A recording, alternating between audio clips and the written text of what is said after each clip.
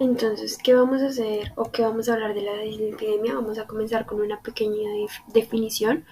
Como nosotros sabemos, esto pues es un trastorno en el metabolismo de las lipoproteínas. En algunos casos se caracteriza por una clínica donde pues su clínica nos muestra una elevación del colesterol, en algunos casos elevación de los triglicéridos, o en casos ya muy extremos tenemos la elevación de los dos, tanto del colesterol como de los triglicéridos. Cabe aclarar que esta pues nos acompaña de la disminución de las concentraciones de las lipoproteínas de alta densidad, donde como podemos observar en la diapositiva tenemos una tabla, y estas tablas a lo que nos hace referencia son a los valores normales o deseables que debemos tener concuerdo a los lípidos. Entonces nos dice que el colesterol debe estar por debajo de 200. Los triglicéridos deben de estar también por debajo de 200, lo que las lipoproteínas de baja densidad deben de estar por debajo de 130, y en mujeres lo que es las lipoproteínas de alta densidad deben de estar por encima de 45 y por debajo de 40. Perdón. Los límites a los que deben llegar, pues en el colesterol de 200 a 239, y en los lipoproteínas de baja densidad deben de llegar a lo que es 130-159, y ya cuando pasan o sobrepasan los 240 hablamos de colesterol alto, cuando sobrepasan los 160 hablamos de una lipoproteína de baja densidad alta, y cuando es menor a los 35 hablamos de unas lipoproteínas de alta densidad. Bueno, vamos a hablar de su fisiopatología. Como nosotros sabemos o como podemos observar, se dice que los lípidos los consumimos a través de la dieta de nuestro día a día, y esto pues se va a formar en lo que son ácidos biliares. Estos ácidos biliares lo que se van a hacer es que se van a transformar en micelas, y estas micelas en nuestro cuerpo, gracias a nuestra NPCIL1, y a nuestra APOT, se van a formar en kilomicrones. Estos kilomicrones lo que van a hacer es que van a salir y se van a ir por el torrente sanguíneo. Cuando lleguen al torrente sanguíneo se van a encontrar a lo que es la lipoproteína lipasa.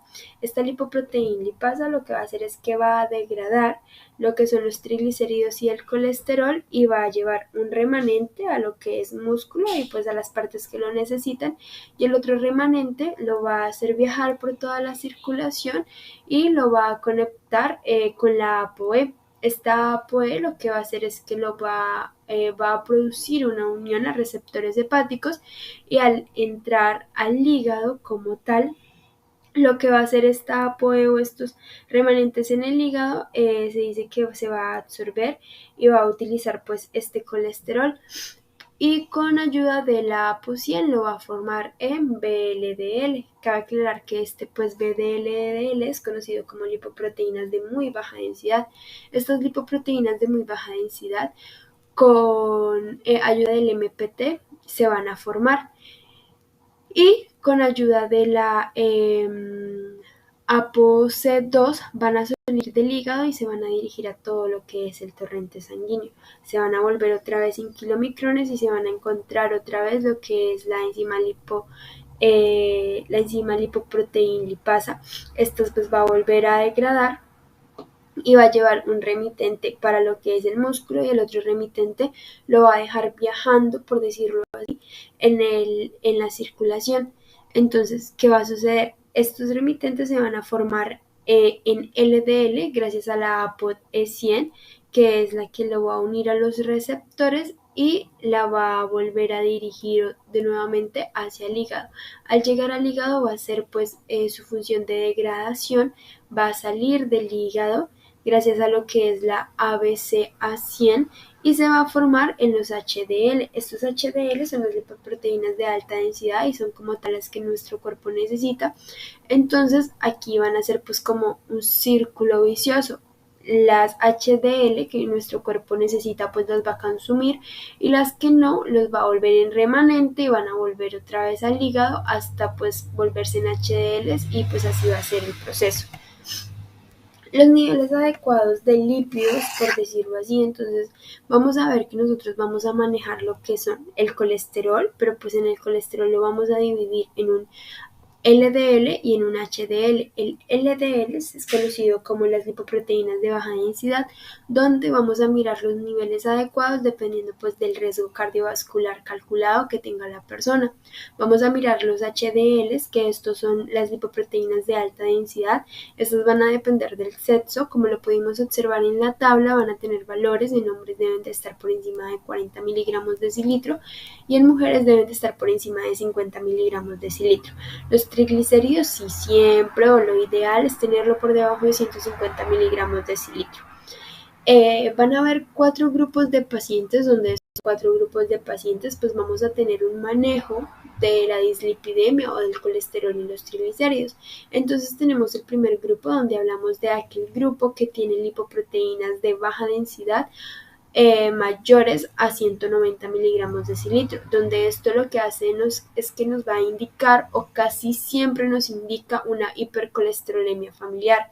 Cuando hablamos de hipercolesterolemia familiar como tal, estamos hablando pues de una enfermedad que se pues transmite genéticamente, y esto pues es causado de alguna u otra manera por la detección de un cromosoma 11, donde este cromosoma, no mentiras, de un cromosoma 19, perdón. Este cromosoma 19 lo que va a hacer es que va a hacer que el cuerpo sea incapaz de eliminar la lipoproteína de baja densidad, y es por eso que esta se va a aumentar.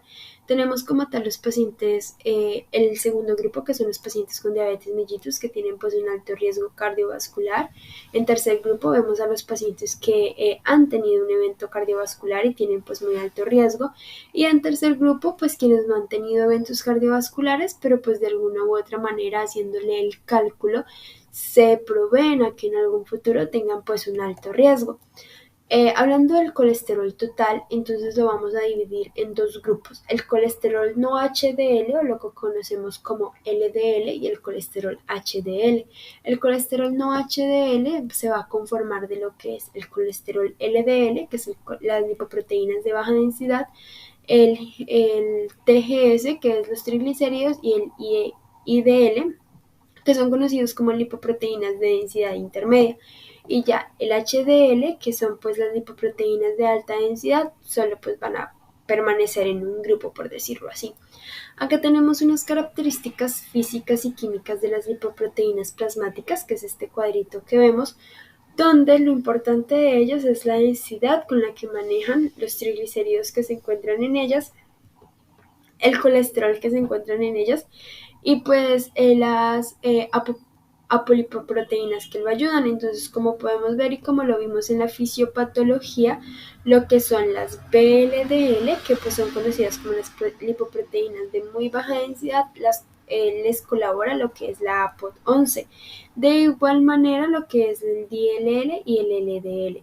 Ya el HDL, que pues es nuestra lipoproteína de alta densidad, la vamos a ver con lo que es el ApoA1, y a nuestra pues lipoproteína la vamos a ver con el ApoA. Bueno, seguimos con las causas secundarias de desórdenes de lípidos. Entonces vamos a ver 2 tipos de causas. En la primera instancia hablamos de los estilos de vida, y en la segunda instancia hablamos de condiciones médicas. Concuerdo a los estilos de vida, decimos que son pues aquellos hombres mayores a 45 años, las mujeres que pues hayan tenido ya menopausia, aquellas personas que tengan alta ingesta de alcohol, aquellas personas que sean sedentaristas, que consumen tabaco, o que tengan una dieta pues alta en el consumo de carbohidratos, azúcares, grasas, entre otros. Vamos a hablar de unas condiciones médicas. Entonces aquí pues van a destacar los grupos, o el grupo de personas que tiene obesidad, sobrepeso, prediabetes, aquellos que tengan diabetes no controlada o que no se hayan adherido al tratamiento, el hipotiroidismo y las condiciones crónicas de lupus y artritis reumatoide. Aquí vamos a ver una pequeña tabla, que esta tabla pues nos va a evaluar el riesgo cardiovascular. Entonces nos dice que aquellas personas que tengan menos de estas condiciones, tanto del estilo de vida como de las condiciones médicas, pues su riesgo cardiovascular va a ser bajo. Aquellas que tengan 2 o más condiciones, pues su riesgo va a ser alto, y aquellas personas clasifican en aquellas categorías máximas cuando tienen una diabetes mellitus, cuando ya tienen una dislipidemia genética demostrada, y cuando tienen una enfermedad vascular aterosclerótica también demostrada. Bueno, a continuación vamos a hablar pues de unas pequeñas preguntas o seguimientos que hace pues la guía de prácticas clínicas para la prevención y detención temprana y tanto pues también el diagnóstico, tratamiento y seguimiento de dislipidemia en mayores de 18 años. Estas guías son colombianas totalmente, donde ellas pues nos preguntan que en la población adulta en Colombia, o sea, hacen la pregunta de cuál es la estrategia más adecuada de tamizaje de dislipidemia, teniendo en cuenta lo que es la medición del perfil lipídico completo comparado con la medición del colesterol total. Entonces, para hacer pues un adecuado tamizaje se debe tener en cuenta lo que es la edad, el sexo, los factores de riesgo cardiovasculares, antecedentes familiares y personales de dislipidemia, que era lo que estábamos hablando anteriormente, enfermedades presentes de base o enfermedades crónicas que la persona o nuestro paciente padezca, consumo de medicamentos o algunos hábitos nutricionales. Cabe aclarar que este tamizaje se realiza cada año y desde edades tempranas, o bueno, iniciando los 18 años si vemos pues alguna prevalencia de dislipidemia.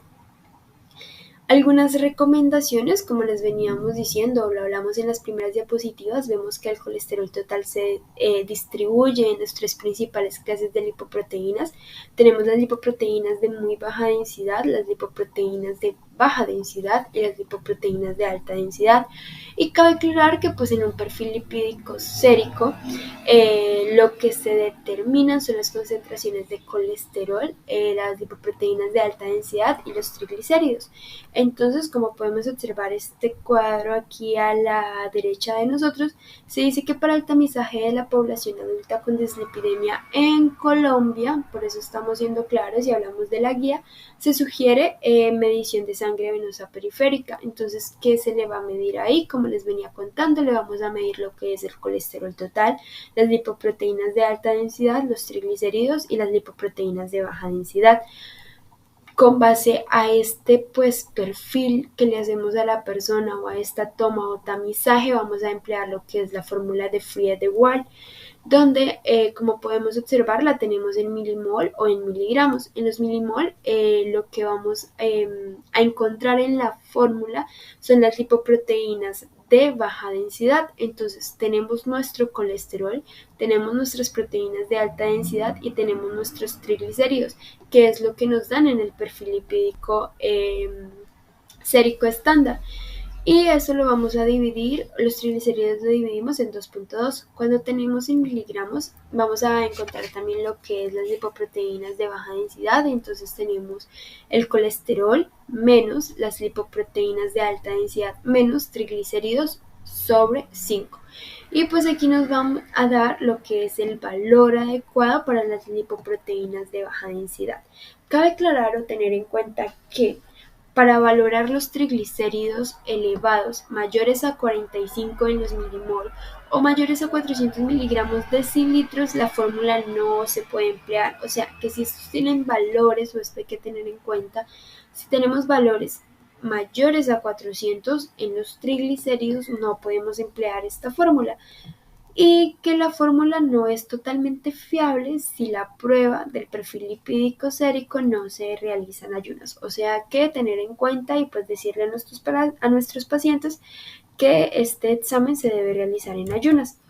¿A quiénes se les solicita pues el perfil lipídico? Concuerdo pues a su historia clínica, lo debemos solicitar a aquellas personas que sean fumadores, que no tengan una dieta estricta o una dieta saludable, aquellas personas que tengan muy poca actividad física, que sean sedentaristas, a los obesos, a los diabéticos, a los que tengan hipertensión, a las enfermedades autoinmunes, a los que tengan VIH, a los de hepatitis C y pues a los que presenten cualquier evento cardiovascular.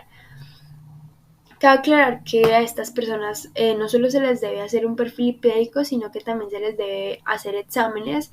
Entre esos se destaca lo que es el índice de masa corporal, también tenemos que medirle lo que es la circunferencia abdominal, la presión arterial, el pulso y el arco craneal y algunos laboratorios. Entonces, estamos hablando del perfil lipídico, obviamente le vamos a mandar perfil lipídico, pero pues acompañado de este perfil lipídico le podemos enviar lo que es el ácido úrico, le vamos a enviar unas TSH, unas creatininas, una microalbuminuria, un electro, unos rayos X de tórax y un Doppler cardíaco. Y vamos a calcular el riesgo, entonces el riesgo se calcula con lo que es pues la escala de Framingham modificada para pues calcular cualquier evento cardiovascular. Se tienen en cuenta los intervalos de tiempo para realizar el perfil lipídico, entonces aquí nos hablan como tal de 2 intervalos de tiempo, por eso los dividimos en un intervalo A y en un intervalo B.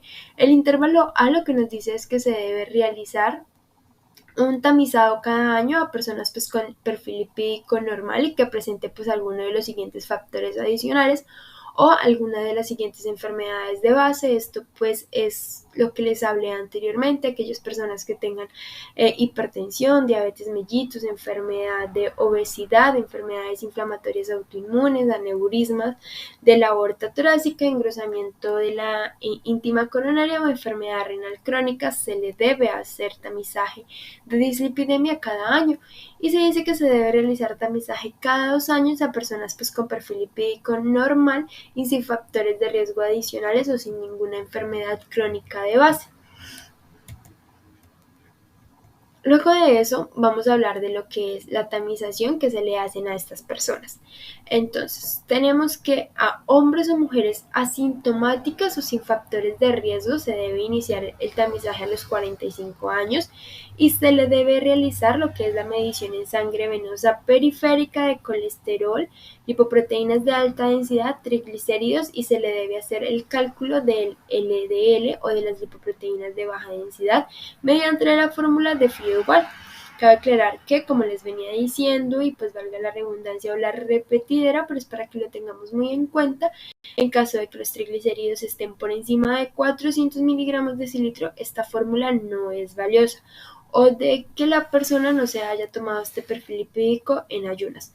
Cuando las mujeres son menopáusicas también se debe hacer tamizaje y este se debe iniciar pues en cualquier edad o en el momento en el que la mujer nos haya mencionado que es menopáusica y también se hacen pues los mismos exámenes y se hacen pues independientemente de la edad que tenga. Cabe aclarar que la guía nos habla que se debe hacer el tamizaje a personas mayores de 18 años o que tengan comorbilidades o enfermedades de base como lo es la hipertensión, la diabetes, la obesidad, enfermedades cardiovasculares, enfermedades inflamatorias autoinmunes, aneurisma, entre otras. Y cabe aclarar que todo esto se hace pues para evaluar el riesgo cardiovascular y recomendar lo que son estilos de vida saludables. En los estilos de vida saludables estamos hablando de una buena alimentación o una alimentación completa y saludable, bajar lo que es sal y azúcar y también a dejar a un lado el sedentarismo y a disminuir en cuestiones de alcoholismo o tabaquismo. En las poblaciones adultas en Colombia con dislipidemia, esta es otra pregunta que nos hace la guía, ¿cuáles deben ser las metas de las fracciones lipídicas según los niveles de riesgo detectados pues para disminuir la incidencia de eventos cardio o cerebrovasculares? Acá vemos que no solo está el problema del corazón, sino que también se llega a implementar entre estas el cerebro, donde se dice que no se utilizaron pues un enfoque basado en cumplir o no las metas de manejo, más sin embargo se tiene en cuenta que se debe disminuir como tal las lipoproteínas de baja densidad basal con estatinas, que pues es por decirlo así el fármaco de elección y debe tener un rango de estatinas, se le da 40 miligramos de cilitro y estas pues deben disminuir un 20% su evento de cerebrovascular o cardiovascular. Cuando se disminuye las LDL con estatinas y se le dan pues dosis de 80 miligramos de cilitro, la idea es que disminuya su riesgo un 40%. Y pues se dice que esta disminuye de riesgo, pues se mantiene independientemente de los niveles de riesgo basal que tenga la persona o el adolescente. Acá vemos la evaluación de riesgo cardiovascular que se le hacen a los adultos mayores de 18 años, entonces como podemos observar, vemos que se le pide o se solicita que la persona tenga una historia de enfermedad cardiovascular aterosclerótica o que tenga hipercolesterolemia con un LDL mayor a 190 o que tenga diabetes mellitus. Si esta persona presenta alguno pues de estas instancias o alguno de estos ítems, se va a considerar iniciar tratamiento de una vez. Si no lo presenta, pues se clasifica el riesgo cardiovascular utilizando pues la escala de Framingham recalibrada pues para Colombia, y vamos a ver en qué, pues por decirlo así, estatus se encuentra o qué tan grave es el riesgo de padecer alguna enfermedad cardiovascular. Si esta escala se hace y nos muestra un riesgo mayor al 10%, se debe considerar tratamiento, pero pues si nos muestra un riesgo menor al 10%, lo recomendable es cambiar los estilos de vida saludable y que siga pues el esquema de tamizaje como lo veníamos diciendo. El tratamiento farmacológico, bueno, aquí pues a gran cabalidad vamos a hablar que lo que más se solicita o lo que más se requiere son las estatinas, mas sin embargo vamos a hablar de otros tratamientos que pues la guía nos muestra, como lo son las resinas de intercambio iónico. En este encontré lo que es la colestiramina y la colestipilol.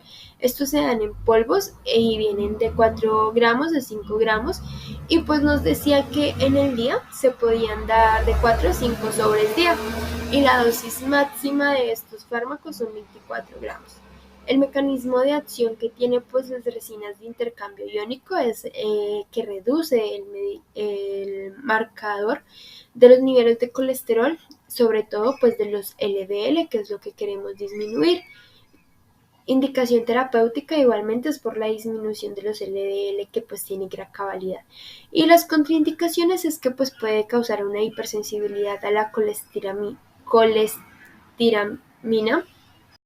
puede causar una obstrucción biliar completa, una constipación severa, y pues como esta atraviesa lo que es la barrera hematoencefálica, no se puede dar en embarazo ni en lactancia. Aquí tenemos las estatinas, como les venía diciendo, estas son las más utilizadas o los que pues hoy en día en Colombia los médicos más utilizan. Las que más se recarga es la atorvastatina por pues su vida media, que tiene de 13 a 16 horas.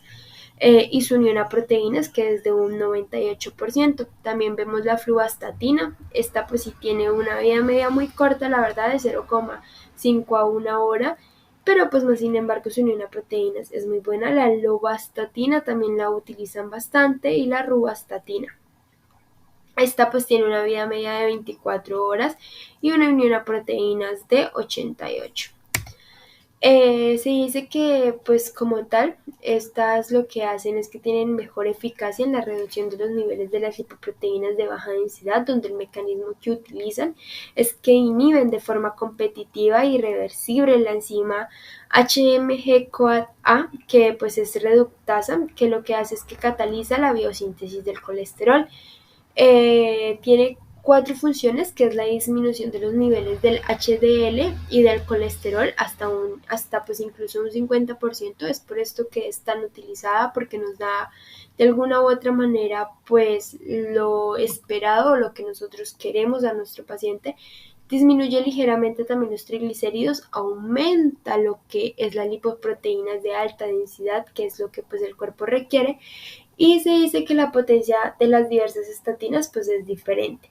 Concuerdo a sus indicaciones, pues nos ayuda en la prevención cardiovascular, es perfecta. También nos ayuda a hacer una reducción de la mortalidad en pacientes con enfermedad cardiovascular aterosclerótica o diabetes mellitus con niveles de colesterol pues normales o muy elevados. Tenemos el ácido nicotínico o la nicina. Esta pues se dice que es una vitamina hidrosoluble que pues puede funcionar para la disminución del colesterol cuando se da en dosis muy altas. Entonces, esta lo que va a hacer es que en dosis elevadas pues va a disminuir los triglicéridos y el colesterol. Está indicado para la reducción del LDL y pues muy ligeramente para la hipertriglicidemia pura. Sus reacciones adversas, pues se dice que las dosis muy altas para conseguir el efecto nos puede causar una hipolipemiante, vasodilatación cutánea, nos puede causar también un prurito, una erupciones cutáneas y sequedad en la boca. Los fibratos también son otros fármacos pues muy usados para tratar la dislipidemia. Tenemos lo que es la betafibrato, tenemos pues el fenofibrato, el genfibrosilato, el clofibrato y el etofibrato. Se dice que pues estos son menos eficaces que la resina o las estatinas y para reducir pues, los niveles de LDL, pues sin embargo se utilizan y pues reducen bastante lo que son las sustancias de triglicéridos. Reacciones adversas tenemos que pues causan trastornos musculares, también causan en nuestros pacientes miosis y miopatía. El riesgo de daño muscular pues puede estar aumentado en el caso de combinaciones con los inhibidores de la HMG, o sea que no se debe dar en compañía o no se puede combinar fibratos con estatinas. Y tenemos algunas recomendaciones, entonces el número 1 se dice que no se recomienda pues el uso de esimitina como primera línea para tratamiento pues de dislipidemia, ya que pues puede tener una calidad de evidencia moderada. En pacientes con intolerancia pues, o efectos adversos a otras terapias se puede considerar el uso de ezetimibe en monoterapia y se dice que no se sugiere el uso de ezetimibe en combinaciones con estatinas, puesto que la calidad de evidencia es muy baja o aún no se ha evaluado. Tenemos acá lo que son las alternativas del tratamiento farmacológico. Como podemos observar en primera instancia, se dice que personas con historia de intolerancia o contraindicación para recibir estatinas se consideran otras terapias. Otras terapias como lo que son los fibratos o las niacinas en fórmulas de liberación prolongada, y si estos presentan intolerancia o efectos adversos se les va a recomendar el omega 3 en presentaciones farmacológicas en dosis pues, mayores de 2,5 gramos de decilitro, y si presenta intolerancia o efectos adversos ya nos vamos pues al extremo, que son las resinas secundarias a ácidos biliares o ezetimibe, que es pues lo que se le da al paciente y este se da solo en monoterapia, teniendo en cuenta que no se puede dar como pues de primera línea, pero si nuestro paciente refiere a alguna contraindicación o reacción a los fármacos antes expuestos, pues debemos comenzar inmediatamente con eso.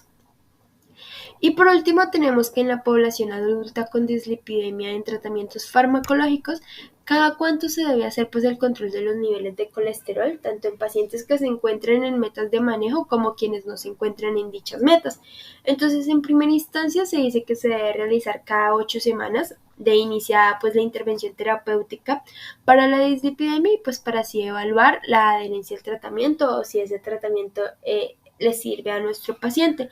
Si se logra pues el porcentaje de cambio esperado con estatinas de alta o moderada intensidad, pongamos ese ejemplo que se le comenzó a dar a nuestro paciente estatinas, el tamizaje se le hará cada 12 meses.